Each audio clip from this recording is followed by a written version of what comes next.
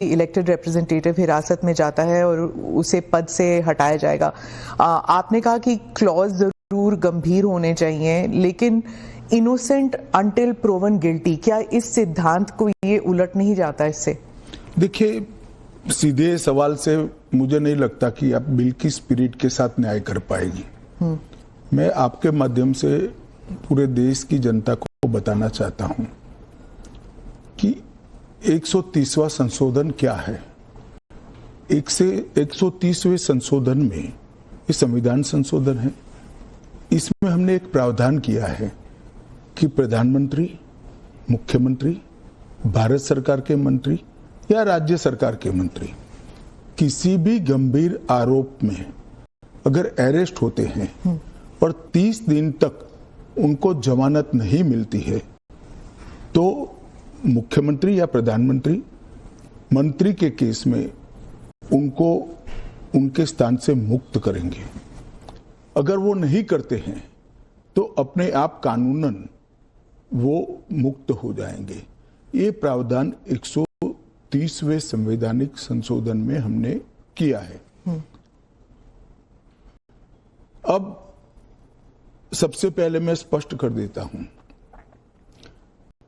संसद के अंदर चुनी हुई सरकार कोई भी विधेयक लाए या संवैधानिक संशोधन लाए, इसको सदन के सामने रखने में क्या विरोध हो सकता है? जबकि मैंने स्पष्ट कर दिया था कि इसको हम दोनों सदनों की संयुक्त समिति को सौंपेंगे। वहां आप आपके विचार व्यक्त कर सकते हैं। और दूसरा, जब इस पर मतदान हो तब आप आपका मत व्यक्त कर सकते हो, क्योंकि ये संवैधानिक संशोधन है तो 2/3 बहुमत चाहिए दोनों सदनों में, जो आपके पास नहीं है या नहीं है वो तो उस वक्त सिद्ध होगा। परंतु उस वक्त आप अपना विचार भी रख सकते हो और वोट भी कर सकते हो। किसी भी सरकार के विधेयक को या संविधान संशोधन को सदन में पेश न होने देना और इस तरह का व्यवहार करना, ये क्या लोकतंत्र में उचित है? क्या देश की पार्लियामेंट के दोनों सदन बहस के लिए है या शोरगुल और हल्ले के लिए है?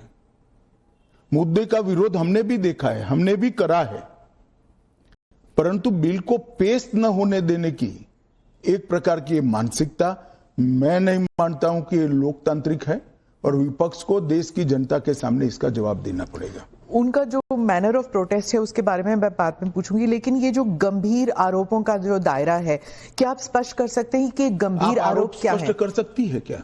हाँ, तो वही मैं आपसे तो जरा पूछिए आरोप। तो क्या आरोप हो सकते हैं? कैपिटल मतलब मर्डर, रेप, ऐसे वाले जो नहीं, पहले विपक्ष का इस बिल में विरोध क्या है वो तत्वतः आप बता सकती है क्या? इसका मूल विरोध का कारण जो विपक्ष ने मीडिया को समझाया होगा, हाँ, वो आप हमें बताइए। तो वो तो कह रहे हैं कि आप इस बिल के जरिए आप जो इलेक्टेड रिप्रेजेंटेटिव है, जिनके पास मैंडेट है और जिनका जनाधार से कनेक्शन है, आप उसको उलट रहे हैं और आप 30 डेज में आप बेल नहीं मिलेगा तो वो हट जाएंगे। और ये तो it is like political suicide या पॉलिटिकल मर्डर। देखिए, इस देश में आज एनडीए के मुख्यमंत्रियों की संख्या ज्यादा है। प्रधानमंत्री भी एनडीए के हैं, श्री नरेंद्र मोदी प्रधानमंत्री। तो ये बिल सिर्फ विपक्ष के लिए क्वेश्चन खड़ा नहीं करता, हमारे मुख्यमंत्रियों के लिए भी क्वेश्चन खड़ा करता है।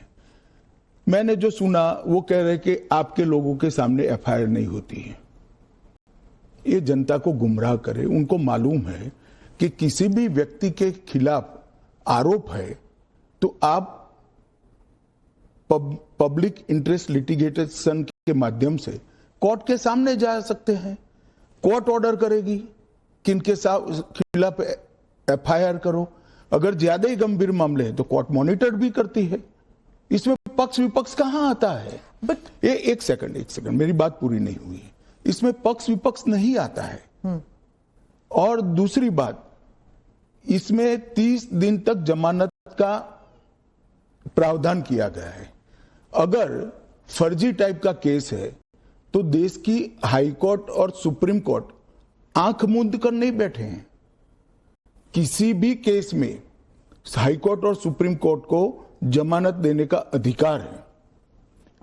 अगर जमानत नहीं मिलती है तो आपको पद छोड़ना पड़ेगा। मैं एएनआई के माध्यम से देश की जनता को और पूरे विपक्ष को भी पूछना चाहता हूं, क्या कोई मुख्यमंत्री, कोई प्रधानमंत्री या कोई मंत्री जेल में रहकर सरकार चला सकता है क्या? इस देश के लोकतंत्र के लिए शोभा रूप है क्या? और अगर 30 दिन के बाद जमानत मिल जाती है तो वो फिर से शपथ ले सकते हैं। हम multi party parliamentary democratic system में है। जब आपके पास सदन में बहुमत होता है, एक मुख्यमंत्री को किसी भी कारणसर जेल में जाना पड़ा, 30 दिन तक जमानत नहीं हुई, तो अब वो पदमुक्त हो जाएंगे, परंतु उनका बहुमत तो बना रहेगा। जैसे ही मुक्त होंगे वो फिर से मुख्यमंत्री बन सकते हैं। ये जो गंभीर आरोप होते हैं इन लोगों के खिलाफ,